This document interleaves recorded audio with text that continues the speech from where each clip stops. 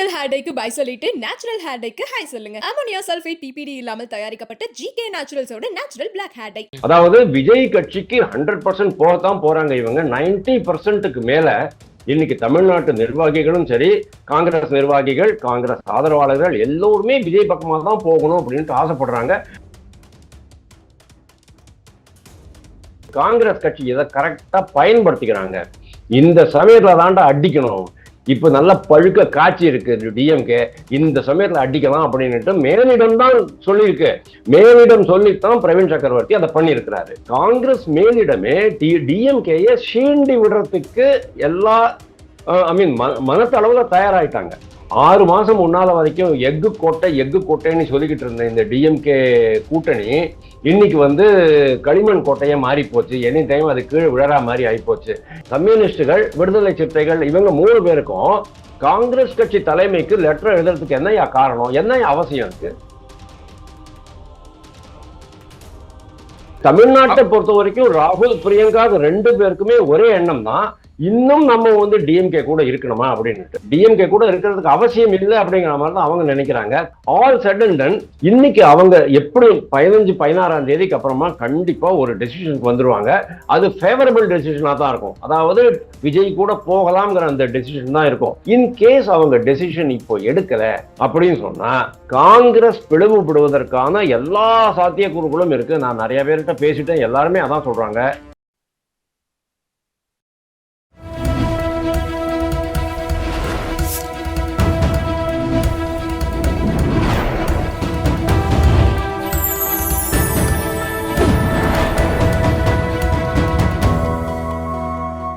Channel 5 Tamil நேயர்களுக்கு வணக்கம். இன்றைய நேர்காணலில் நம்மோடு பேச இருப்பது அரசியல் விமர்சகர் வாசுதேவன் அவர்கள். சார் வணக்கம். சார் வணக்கம்.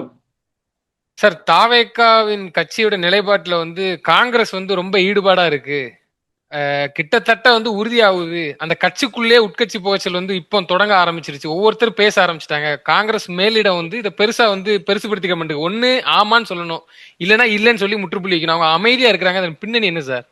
பின்னணியில ஏகப்பட்ட வேலை நடந்துகிட்டு இருக்கு. காங்கிரஸ் கட்சி தாவேகா பக்கமா தான் போறதுக்கு எல்லா வாய்ப்புகளும் இருக்கு. நீங்க தாவேகா காங்கிரஸ் பத்தி பேசுறீங்க, டிஎம்கே பத்தி பேச மாட்டேன்றீங்க. தாவேகாக்குள்ளேயே சில சிலசிலப்புகள் இருக்கு, சில சலசலப்புகள் இருக்கு. அதாவது இந்த சிபிஐ சமாச்சாரம் வந்ததுக்கு அப்புறமா இவங்க 3-4 பேர் அங்க போனதுக்கு அப்புறமா, மதியழகன், நிர்மல்குமார், ஆதவ அர்ஜுனா, ஆனந்த் எல்லாரும் அங்க போனதுக்கு அப்புறமா திருப்பியும் சலசலப்பு ஏற்பட்டிருக்கு. செங்கோட்டையன் நேற்றுக்கு முந்தா நாள் எங்கேயோ கிளம்பி போயிருக்கிறாரு திருப்பூர் பக்கம். அங்க அவரை வழி மறிச்சு இவங்கெல்லாம் இது பண்ணியிருக்கிறாங்க. தெற்கு மாவட்டத்துல ஒரு பெண் நிர்வாகி 1.5 கோடி ரூபாய் செலவு பண்ணிட்டு இன்னைக்கு ஹாஸ்பிட்டல்ல இருக்கிறாங்க. இதெல்லாம் பத்தி நீங்க எல்லாம் பேச மாட்டேன்றீங்க, காங்கிரஸ் பத்தி மட்டுமே பேசுறீங்க. பரவாயில்ல, நீங்க கேட்ட கேள்விக்கு நான் பதில் சொல்றேன். ஏன்னா எனக்கு அதை ரெஜிஸ்டர் பண்ணணுமா இருந்தது, அதனால நான் ரெஜிஸ்டர் பண்றேன். காங்கிரஸ் எப்படி ஆயிட்டு இருக்கு அப்படின்னா, பிரவீன் சக்கரவர்த்தி அவரை போய் பாக்குறாரு, விஜய் கூட டீல் போடுறாரு. அதுக்கு அடுத்த நாளுக்கு பிரவீன் சக்கரவர்த்தி சொல்றாரு, உத்தரப்பிரதேசத்தை விட தமிழ்நாடுல கடன் சுமை மோசமா இருக்கு அப்படின்னுட்டு. என்ன அவசியம் இருக்கு அவருக்கு அப்படின்ட்டு இவங்க கேட்கறாங்க. செல்வ பெருந்தகையை கேட்கிறாரு, செல்வ பெருந்தகை கண்டனம் தெரிவிக்கிறாரு. ஆனா செல்வ பெருந்தகைக்கு நல்லாவே தெரியும் பிரவீன் சக்கரவர்த்தி சொன்னதுல எந்த தப்பும் கிடையாது. நேற்றுக்கு திருச்சியில இவர் கூட பேர் என்ன, துரை வைகோ கூட அதான் சொல்றாரு, செல்வ பெருந்தகை பிரவீன் சக்கரவர்த்தி சொன்ன அந்த குற்றச்சாட்டுல உண்மை இல்லை அப்படிங்கிறாரு. என்ன உண்மை இல்லை? தரவுகள் இல்லை அப்படிங்கிறாரு. உண்மைதானே அது? 2010க்கும் 2025க்கும் உத்தரப்பிரதேசம், தமிழ்நாடு கடன் சுமை என்னங்கிறது யாரும் குழந்தைங்க வேணாலும் கூகுள்ல இருந்து சர்ச் பண்ணி எடுத்துக்கோ, ஏஐ சர்ச் பண்ணி எடுத்துக்கலாம், அது ஒன்றும் ப்ராப்ளம் கிடையாது. சோ பிரவீன் சக்கரவர்த்தி அதை சொல்றாரு அப்படின்னு சொன்னா பிரவீன் சக்கரவர்த்திக்கு மேலிடத்து ஆசீர்வாதம் இருக்கிறது அப்படின்னு தான் அர்த்தம். அதாவது காங்கிரஸ் மேலிடமே டிஎம்கேயை சீண்டி விடுறதுக்கு எல்லா மனத்தளவுல தயாராயிட்டாங்க. அதாவது பீகார் எலெக்ஷன்ல கண்ணா பின்னான்னு தோத்ததுக்கு அப்புறமா என்ன ஆயிடுச்சு, நம்ம உண்மையிலேயே நம்மளுடைய ஸ்ட்ரென்த்தை கண்டுபிடிக்கணும் அப்படிங்கிறதுனால ஒரு இன்ட்ராஸ்பெக்ஷன் நடந்துகிட்டு இருக்கு காங்கிரஸ்குள்ள. இந்த மீன் டைம் தமிழகத்துல கள நிலவரம் என்ன அப்படின்னா, 6 மாசம் முன்னால வரைக்கும் எஃகு கோட்டைன்னு சொல்லிக்கிட்டு இருந்த இந்த டிஎம்கே கூட்டணி இன்னைக்கு வந்து களிமண் கோட்டையே மாறி போச்சு. எனி டைம் அது கீழே விழறா மாதிரி ஆயிப்போச்சு. ஏன்னா அவன் ஏதோ பேச ஆரம்பிச்சான். குறிப்பாக காங்கிரஸ் கட்சி ரொம்ப அதிகமா பேச ஆரம்பிச்சிருச்சு. நம்ம திருவள்ளூர்ல அந்த சூரஜ் மேல அட்டாக் ஆச்சு இல்லையா, அதுல கூட நீங்க பாருங்க திருமாவளவன் வந்து அரசுக்கு கண்டனம் தெரிவிக்கிறாரு. அந்த அளவுக்கு அவன் பேச ஆரம்பிச்சான். அப்படிங்கும் போது டிஎம்கே கொஞ்சம் கலக்கத்துல இருக்குங்கிறது உண்மைதான். இன் அடிஷன் டு தட் டிஎம்கேக்கு ஏகப்பட்ட ப்ராப்ளம்ஸ் இருக்கு. காங்கிரஸ் கட்சியை தக்க வச்சுக்க வேண்டிய ஒரு நிலைமை, விடுதலை சிறுத்தைகளை தக்க வச்சுக்கொள்ள வேண்டிய நிலைமை, ஊழல் குற்றச்சாட்டுகளை சமாளிக்க வேண்டிய நிலைமை, இடியினுடைய ஒரு 2 லெட்டர் அப்படியே பெண்டிங்ல இருக்கு KN நேரு பத்தி. கூடவே உங்களுக்கு இந்த மாதிரி திருப்பரங்குன்றம் சமாச்சாரம் வரை ஏறி போச்சு, இந்துக்களுடைய வாக்குகள் ஒருங்கிணைக்கப்படுகின்றன, இந்த மாதிரி பல்வேறு பிரச்சனைகள் அவங்களுக்கு இருக்கும்போது காங்கிரஸ் கட்சி இதை கரெக்டா பயன்படுத்திக்கிறாங்க. இந்த சமயத்துல தாண்டா அடிக்கணும். இரும்ப எப்போ அடிப்பீங்க? செவந்த பிறகுதான் அடிப்பீங்க. இப்ப நல்ல பழுக்க காட்சி இருக்கு டிஎம்கே, இந்த சமயத்துல அடிக்கலாம் அப்படின்னுட்டு மேலிடம் தான் சொல்லியிருக்கு. மேலிடம் சொல்லித்தான் பிரவீன் சக்கரவர்த்தி அதை பண்ணியிருக்கிறாரு. அதே மாதிரி இவர் செல்வ பிறந்ததே அதுக்கு வந்து எதிர்ப்பு கொடுக்குறாரு. நீங்க அந்த மாதிரிலாம் பண்ணக்கூடாதுன்னு சொல்லிட்டு இவர் வந்து புகார் கொடுக்குறாரு. இந்த மீன் டைம் வைகோ, கம்யூனிஸ்டுகள், விடுதலை சிறுத்தைகள் இவங்க 3 பேருக்கும் காங்கிரஸ் கட்சி தலைமைக்கு லெட்டர் எழுதுறதுக்கு என்னையா காரணம், என்னையா அவசியம் இருக்கு? அது அவங்களுடைய உட்கட்சி பிரச்சாரம் தானே, அதுதான் உட்கட்சி ப்ராப்ளம் தானே. அதனாலதான் மாணிக்கம் தாக்கூர் உடனே உள்ள வந்துட்டு நீங்க வாய் மூடுங்க, நீங்க யார் இதெல்லாம் கேட்கறதுக்கு, எச்சரிக்கிறேன், லக்ஷ்மண் ரேகாவை நீங்க தாண்டாதீங்க. லக்ஷ்மண் ரேகைன்னா அதை தாண்டிட்டா பிரச்சனை ஆயிடும், அது தாண்டக்கூடாது அப்படிங்கிற மாதிரி அவரு வேற சொல்லிட்டாரு. நான் சொல்றேன் உங்களுக்கு, மாணிக்கம் தாக்கூர் சொன்னது ரொம்ப கரெக்டு. மாணிக்கம் தாக்கூர் ராகுல் காந்திக்கு மட்டுமல்ல, பிரியங்கா காந்திக்கும் ரொம்ப க்ளோஸ். காங்கிரஸ் கட்சியினுடைய தலைமை ராகுல் காந்தியிலேருந்து பிரியங்கா காந்திக்கு மாறப்போகுது February March மாசம். அதுக்கப்புறமா மாணிக்கம் தாக்கூருடைய ஸ்டாக் ரொம்ப பயங்கரமா இன்க்ரீஸ் ஆயிடும். நீங்க வேணா பார்க்கலாம், இந்த பாராளுமன்ற தொடர் முடிஞ்ச அன்னைக்கு சாயங்காலம் ஆன்டி சேம்பர்ல போய் உட்காந்துக்கிட்டு இவங்க எல்லாம் டீ பார்ட்டி பண்ணிக்கிட்டு இருந்தாங்க. ஸ்பீக்கர் கூட பிரதமரும் இருந்தாரு, உள்துறை அமைச்சரும் இருந்தாரு, பிரியங்கா காந்தியும் இருந்தாங்க. பிரியங்கா காந்தி பக்கத்திலே மாணிக் தாக்கூர் இருந்தாரு. பிரியங்கா அவர் மாணிக்கம் தாக்கூர் பின்னால் தான் வராரு. வந்த உடனே பின்னால் மெதுவா வராரு. வந்த உடனே பிரைம் மினிஸ்டர் அவர் கேட்கிறாரு. அப்புறமா அவருக்கு வந்து பிரியங்கா காந்தி கிட்ட சீட் போட்டு உட்காந்து வைக்கிறாங்க. அந்த அளவுக்கு அவர் பாப்புலர் அப்படிங்கறத நீங்க பாத்துக்கணும். அப்போ மாணிக்கம் தாக்கூர் சொன்னதுக்கு இந்த மாதிரி ஆக்ஷன் எடுக்க முடியும்னா அந்த தைரியம் யார் கொடுக்குறாங்க? மேலிடத்துல இருந்தா தைரியம் வருது அப்படிங்கறத நம்ம புரிஞ்சுக்கணும். இது எல்லாமே பாயிண்டர்ஸ் தான். அதாவது விஜய் கட்சிக்கு 100% போகத்தான் போறாங்க இவங்க. 90%க்கு மேல இன்னைக்கு தமிழ்நாட்டு நிர்வாகிகளும் சரி, காங்கிரஸ் நிர்வாகிகள், காங்கிரஸ் ஆதரவாளர்கள் எல்லோருமே விஜய் பக்கமா தான் போகணும் அப்படின்ட்டு ஆசைப்படுறாங்க. அதுல தவறே கிடையாது அப்படிங்கிறது என்னுடைய எண்ணம். என்ன காரணம் அப்படின்னு கேட்டா, கள நிலவரம் காங்கிரஸுக்கும் ரொம்ப நல்லா தெரியும்.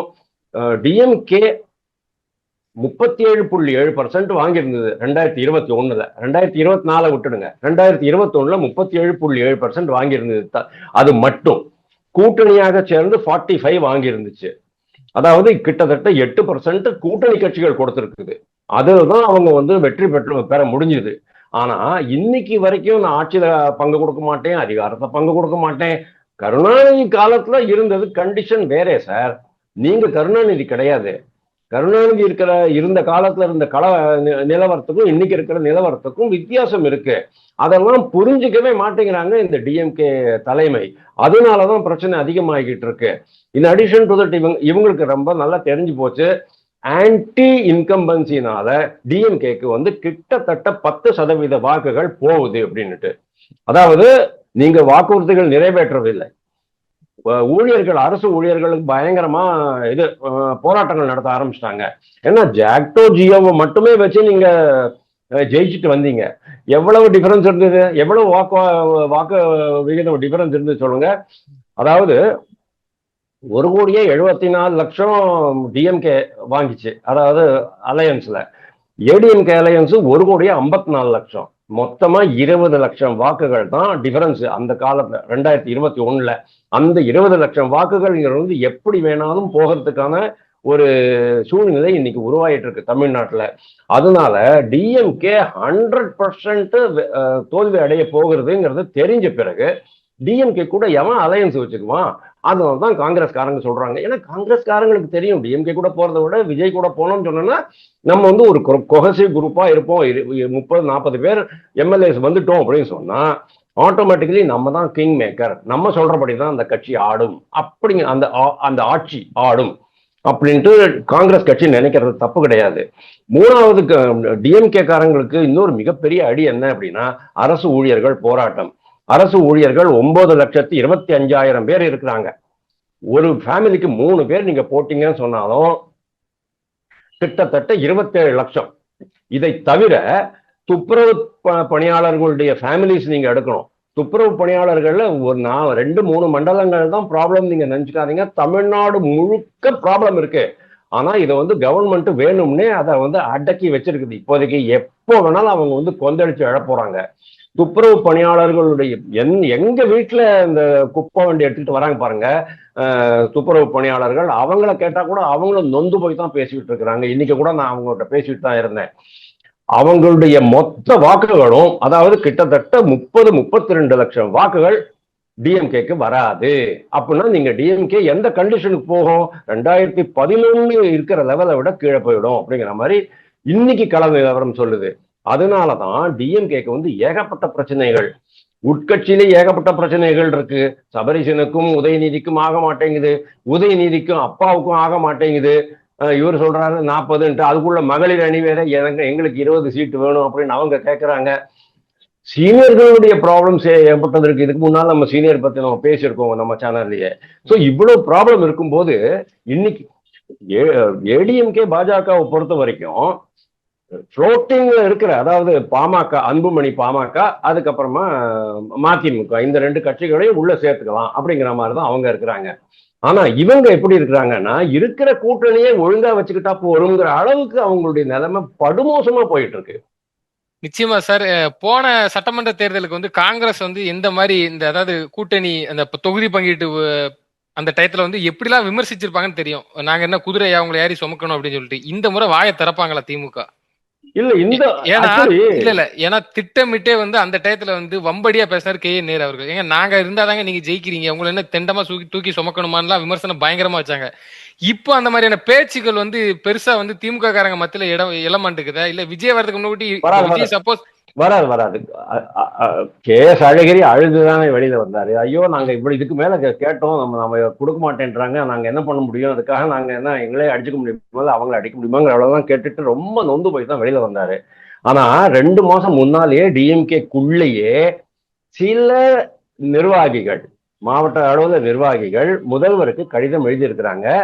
ஐயா நீங்க அவரை விட்டுடுங்க, காங்கிரஸ் கட்சியை விட்டுடுங்க, எக்க இருக்கட்டும்னா போட்டோம், காங்கிரஸினுடைய இடங்கள்ல நம்ம நின்றுடுவோம், இன்னும் அதிக இடத்துல வந்து உதயசூரியன் சின்னம் நிக்கட்டும், நம்ம ஜெயிச்சு காட்டுவோம் அப்படிங்கிற மாதிரி அவங்களுக்கு ஒரு மாற்று சிந்தனை, அதாவது தலைமைக்கு ஒரு மாற்று சிந்தனையை உருவாக்குவதற்கு டிஎம்கேல லெட்டர் எழுதியிருக்கிறாங்க அறிவாலயத்துக்கு. அதுக்கு மேல இன்னும் ஆக்ஷன் எடுக்கல. ஏன்னா ஸ்டாலின் வந்து இந்த மாதிரி விஷயங்கள்லாம் ரொம்ப குயிக்கா ஆக்ஷன் எடுக்க மாட்டார். கொஞ்சம் பார்த்து யோசிச்சு நிறைய பேருடைய ஆலோசனைகள் எல்லாம் கேட்டு அதுக்கப்புறமா தான் எது நல்லது கெட்டதுன்னு தூக்கி பார்த்து தான் அவர் வந்து முடிவெடுப்பாரு. இந்த சமயத்துலதான் அவங்களுக்கு வந்து இந்த காங்கிரஸினுடைய பிரச்சனை ரொம்ப பெருசா போறது. இன்னைக்கு பாருங்க, ஒரு கூட்டணி கட்சி நடத்தக்கூடிய ஒரு நடைப்பயணம், எந்த நடைப்பயணம் உங்களுக்கு தெரியும், நான் சொல்ல வேண்டியது கிடையாது. அந்த நடைப்பயணம் எஸ், அங்க ஏர்போர்ட்ல மு.க. ஸ்டாலின் இறங்குறாரு திருச்சியில.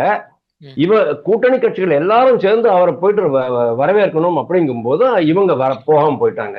அதுக்கு காரணம் என்ன சொல்றாங்க? அந்த அழைப்பிதழ்ல வந்து பிரபாகரனுடைய படம் இருந்துச்சு, தமிழ் புலிகளுடைய இது இருந்துச்சு அப்படின்ட்டு. உங்களுக்கு இன்னைக்கு உரைக்குதே, அன்னைக்கு வந்து அவரு பேரறிவாளனை கட்டி பிடிச்சுக்கிட்டு அவங்க அம்மாவையும் கூப்பிட்டு உட்காத்தி வச்சுக்கிட்டு சர்ச்சா பண்ணினாங்களே, அதாவது சாய் குடிச்சுக்கிட்டே பேசினாங்களே, அப்போ உங்களுக்கு உரைக்கலையா? அப்போ அது மட்டும்தான் காரணமா இல்ல வேற எதுவும் ரீசன் இருக்கா சார்? ஐ மீன் இப்போ இவங்க போகாம இருந்ததுக்கா?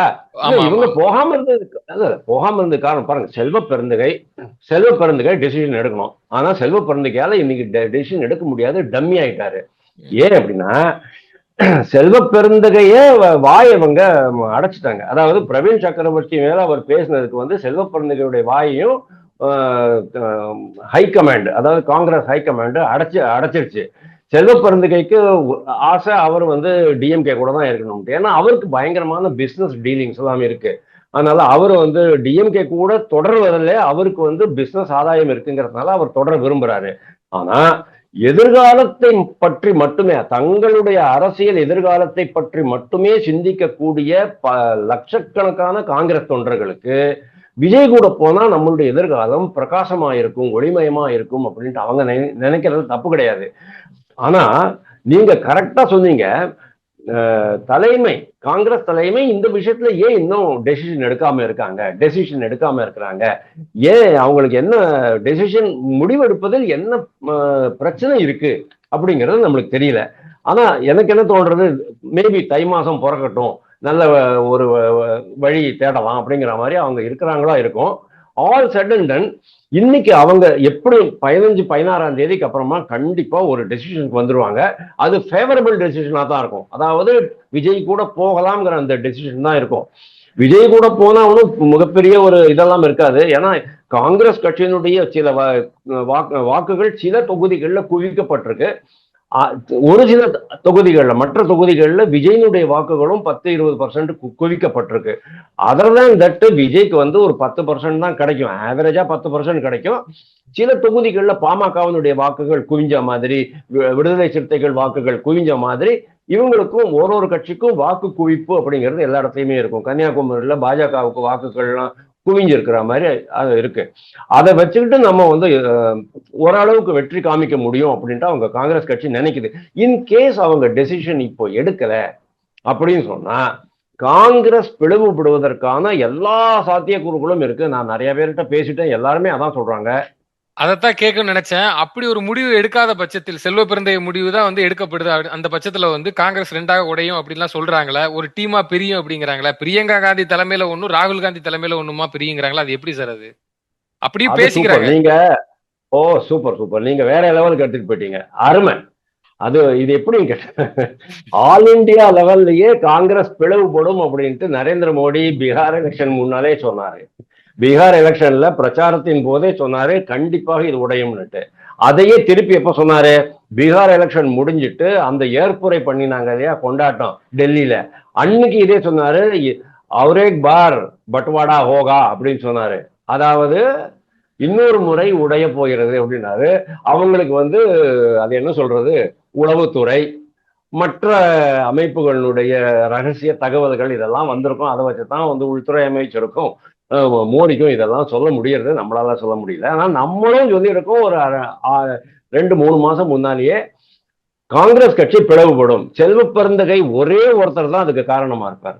ஒருவேளை செல்வ பெருந்தகை மனசு மாறினார் சொன்னா ஒட்டு மொத்தமா அவங்க டிஎம், அதாவது ஆஸ் இட் இஸ் காங்கிரஸ் கட்சி கை சின்னத்திலேயே அவங்க வந்து கூட்டணி அமைக்க முடியும். அப்படி இல்லைன்னு சொன்னா ஓகே, இது தமிழ்நாடு. நான் நீங்க கேட்டது வந்து ராகுல் பிரியங்கா. ராகுல் வந்து ஒரு எஃபெக்டிவ் எதிர்கட்சி தலைவராக செயல்படவில்லை அப்படிங்கிறது நாங்கள்லாம் சொல்லல, எதிர்கட்சிகள் சொல்லல, அதாவது ஆளுங்கட்சி சொல்லல, காங்கிரஸ்குள்ளேயே சொல்லிக்கிறாங்க. காங்கிரஸ்ல அந்த 99 எம்பிஸ் இருக்கிறாங்க, 98 எம்பிஸ் ராகுல் பிரியங்காவை தவிர 97 எம்பிஸ்ன்னு வச்சுக்கோங்க. 97 எம்பிஸ்ல கிட்டத்தட்ட 75% எம்பிக்களுக்கு ஒரு திருப்தி இல்லை. அது காரணம் என்னன்னு கேட்டா, இவர் வந்து ஒரு பெரிய ஆங்கிரி யங் மேன் மாதிரி, அதாவது 1970-80 வந்து அமிதாப் பச்சன் வந்து ஒரு ஆங்கிரி யங் மேன் வேஷம் போட்டுக்கிட்டு தான் வருவார் பாருங்க. அப்படிதான் அவர் ரொம்ப பாப்புலர் ஆனது. அது மாதிரி தன்னை தானே நினைச்சுக்கிறாரு. தேவையில்லாத இந்த எஸ்ஐஆர் மாதிரி, இல்லைன்னா தொகுதி மறுவரை மாதிரி, இந்த மாதிரியான பல்வேறு உதவாக்கரை சமாச்சாரங்கள்லாம் வச்சுக்கிட்டு அவர் சண்டை போட்டுட்டு இருக்கிறாரு. எதிர்ப்புங்கிறது எல்லாத்துக்குமே எதிர்ப்பு இருக்கக்கூடாது, கன்ஸ்ட்ரக்டிவ் கிரிட்டிசிசம் தான் இருக்கணும், மற்றபடி கோஆபரேஷன் இருக்கணும் அப்படிங்கிற மாதிரி தான் இவங்க சொல்றாங்க. அதுக்கு தான் கிரண் ரிஜிஜு ஒரு இன்புட் கொடுத்தாங்க காங்கிரஸ் தலைமைக்கு.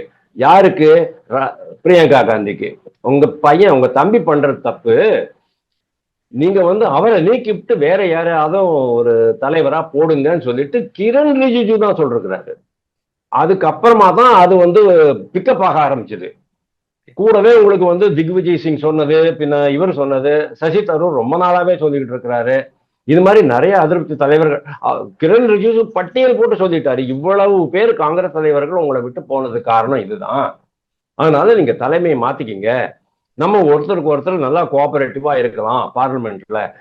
பிரதமர் என்ன சொன்னாரு, இந்த ட்ரிப் நாடகம் போடாதீங்கன்னு சொன்னாரு. Don't enact any drama in parliament அப்படின்னு சொன்னாரு. அப்படின்னா என்ன அர்த்தம், இவ்வளவு நாளா அவங்க டிராமா தான் போட்டுக்கிட்டு இருந்தாங்கிறத பிரதமரே சொல்றாரு. அப்போ இதெல்லாமே வந்து ஒரு மாற்று சிந்தனை கொண்டு வந்திருக்கு அந்த இடத்துல. இப்போ தம்பியை உட்காத்தி வச்சுட்டு அக்காவை வந்து நீங்க பார்லிமெண்ட்ல லீடரா போட்டுட்டீங்கன்னு சொன்னா தம்பிக்கு கோபம் வருமா வராதா? அப்போதான் அவங்க சொல்றாங்க செங்குத்தாக பிளவு விடும் அப்படின்ட்டு சில அரசியல் நோக்கர்கள் சொல்றாங்க. ஆனா எனக்கு இல்ல, டெல்லி அளவுல பிளவு இருக்காது. ஆனா மாநில அளவுல same thing happened in Moopanar's case. Moopanar wanted to contest independently. ஆனா இவங்க வந்து இவங்களோட கூட்டணி அப்படின்னு சொல்லிட்டாங்க. உடனே என்ன பண்ணாரு, மூப்பனார் கட்சியை பிளவுபடுத்தி எடுத்துட்டு போனாரா இல்லையா? தமிழ் மாநில காங்கிரஸ் ஏதோ ஒன்று ஆரம்பிச்சாரு, அதை ஆரம்பிச்சு அவர் நடந்தாரு. அதே தான் இன்னும் நடக்க போகுது தமிழ்நாட்டுல. இப்ப நீங்க சொன்ன மாதிரி டெல்லி லெவல்ல பிளவு இல்லாட்டாலும் மாநில லெவல்ல அந்த பிளவுங்கிறது இருக்குங்கிறீங்க. பிரவீன் சக்கரவர்த்தி வந்து ராகுல் காந்தி சொல்லி வந்தாரா இல்ல பிரியங்கா காந்தி சொல்லி வந்தாரா விஜயை பாக்குறதுக்கு? அவரு ராகுல் காந்தி இந்த விஷயம் தமிழ்நாட்டை பொறுத்த வரைக்கும் ராகுல் பிரியங்கா ரெண்டு பேருக்குமே ஒரே எண்ணம் தான், இன்னும் நம்ம வந்து டிஎம்கே கூட இருக்கணுமா அப்படின்ட்டு. டிஎம்கே கூட இருக்கிறதுக்கு அவசியம் இல்லை அப்படிங்கிற மாதிரி தான் அவங்க நினைக்கிறாங்க. காரணம் என்ன அப்படின்னா, விஜய் கூட போறதுனால விஜய்க்கு கேரளால அவங்க சொல்றது, நான் சொல்லல, விஜய்க்கு கேரளால பெரிய இன்ஃபுளுன்ஸ் இருக்கு, பெரிய ஒரே கல்ல மூணு மாங்கா. பாண்டிச்சேரி, தமிழ்நாடு, கேரளா இதுக்கு ஃபோக்கஸ் பண்றாங்க காங்கிரஸ். ஆந்திரா ஓகே, கர்நாடகா அவங்க அப்படி எழுதுறாங்க. 5 மாநிலங்களையும் நம்ம வந்து ஸ்ட்ரெங்தன் பண்ணிக்கலாம் விஜய் கூட்டணி வச்சுக்கிட்டா அப்படின்னுட்டு. விஜய் எல்லாம் வந்து அவங்க எல்லாம் போயிட்டு காங்கிரஸுக்கு பிரச்சாரம் பண்ண போறாரு. இதெல்லாம் பைத்தியக்காரத்தனமான ஆலோசனை. அது என்ன சொல்றது, ஒரு ஃபூல்ஹார்டி, அதாவது நடைமுறைப்படுத்த முடியாத பரீட்சார்த்தமாக செய்யப்படாத ஒரு கற்பனை தான் அது. ஆனா அது கற்பனை வச்சுங்க பரவாயில்ல, ஏதாவது ஒரு, அதாவது முழுகிக்கிட்டு இருக்கிறவன் வந்து ஒரு சின்ன துரும்பு போட்டா கூட பிடிச்சிட்டு மேல வர்றதுக்கு முயற்சி பண்ணுவான் பாருங்க, அந்த லெவல்ல தான் இன்னைக்கு காங்கிரஸ் கட்சி இருக்கு. அதனாலதான் விஜய் கூட போனா ஒரு ஆதாயம் இருக்கு, டிஎம்கே கூட போனா ஆதாயம். இன்னொன்னு என்ன ப்ராப்ளம் தெரியுமா, டிஎம்கே கூட இவங்க ஏன் போறது இல்லைன்னா, எப்ப பார்த்தாலும் காங்கிரஸ் மத்திய பாஜக எதிர்க்கிறாங்க, ஹிந்தி எதிர்ப்பு. இன்னைக்கு இது நம்ம மாநில அளவுல எக்கச்சக்கமா வட மாநிலத்தவர்கள் மீது தாக்குதல். எங்க போனீங்கன்னாலும் இவங்களுடைய அராஜகம், இந்த புள்ளிங்கோட அராஜகம். புள்ளிங்கோனா தெரியும் இல்லையா, இந்த சின்ன பயிலுவ, தற்கூரி பயிலுவ, இந்த பயிலுவ பண்ற அட்டகாசம் ஒரு நாளைக்கும் ஒரு கடையில இருந்து ஒரு வீடியோ நம்மளுக்கு அப்லோட் ஆகிக்கிட்டே இருக்கு. இது பார்த்து புடிச்சு போச்சு எனக்கு. அந்த அளவுக்கு அராஜகமாயிட்டு இருக்கு. இந்த மாதிரியான ஒரு ஆன்டி இன்கம்பன்சி மக்கள் வெறுத்து போயிருக்காங்க, கொதிச்சு போயிருக்காங்க. ரூபன் அவர் முதல்வர் என்ன சொன்னார் தெரியுமா, தமிழகம் ஓரணியில் அப்படின்னா, ஓரணியில் தமிழகம் அப்படின்னு சொன்னாரு. ஓரணியில் தமிழகம் கிடையாது, டிஎம்கே வெர்சஸ் தமிழ்நாடு அப்படின்னு ஆகி போச்சு. அந்த அளவுக்கு இன்னைக்கு களம் கொதிச்சு போயிருக்கு டிஎம்கே மேல. ஆமா, களம் கொதிச்சு போயிருக்குது. அதனால இத கரெக்டா காங்கிரஸ்காரங்க புரிஞ்சுக்கிட்டு இருக்கிறாங்க. இன்கேஸ் தலைமை ஒத்துக்கிட்டதுன்னு சொன்னா காங்கிரஸ்ங்கிற கட்சி அந்த விஜய் கூட்டணியில இணையும். அப்படி இல்லைன்னு சொன்னா காங்கிரஸ்ல 90% நிர்வாகிகளும் ஆதரவாளர்களும் தொண்டர்களும் அப்படியே காங்கிரஸ் கட்சிக்கு போவாங்க. கடைசி 2 மாசத்துக்குள்ள மிகப்பெரிய எக்ஸோடஸ் நடக்கும். செல்ல பெருந்தகை தனித்து விடப்படுவார். காங்கிரஸ் கட்சிக்குள்ள போவாங்களா, தாவேகாவுடன் போவாங்களா? தாவேகாவுடன் போவாங்க. தாவேகா கூட போயிடுவாங்க. இப்ப விடுதலை சிறுத்தைகள் கட்சிக்கும் அதானே ப்ராப்ளம். விடுதலை சிறுத்தைகள் கட்சியில 50% மக்கள் ஆல்ரெடி டிசைட் பண்ணிட்டாங்க, எங்களுடைய வாக்கு விஜய்க்கு தான் அப்படின்னுட்டு. ஆனா இப்போ அந்த கட்சி போடுற மாநாடுகள் கூட்டங்கள் எல்லாம் அவங்க கலந்துக்கிறாங்க. ஆனா கரெக்டா அந்த கிரிட்டிக்கல் டைம் வரும்போது, வாக்களிப்புன்னு வரும்போது ஆட்டோமேட்டிக்கலி விடுதலை சிறுத்தைகள் 50% அந்த பக்கம் போயிடுவாங்க. அப்போ டிஎம்கேக்கு வேற ஒண்ணுமே பண்ண முடியாது. அதாவது ட்ரங்கேட்டட் விடுதலை சிறுத்தைகள், ட்ரங்கேட்டட் காங்கிரஸ் கட்சி, அதாவது செல்வ பெருந்தகை தலைமையில இருக்கிற ஒரு குறுகிய காங்கிரஸ் கட்சி தான் அவங்க கூட இருக்கும். டிஎம்கே ஆட்சி வீட்டுக்கு போகும். நிச்சயமா சார். தொடர்ந்து தங்களது கருத்துக்களை பயந்தமைக்கு நன்றி. வெல்கம்.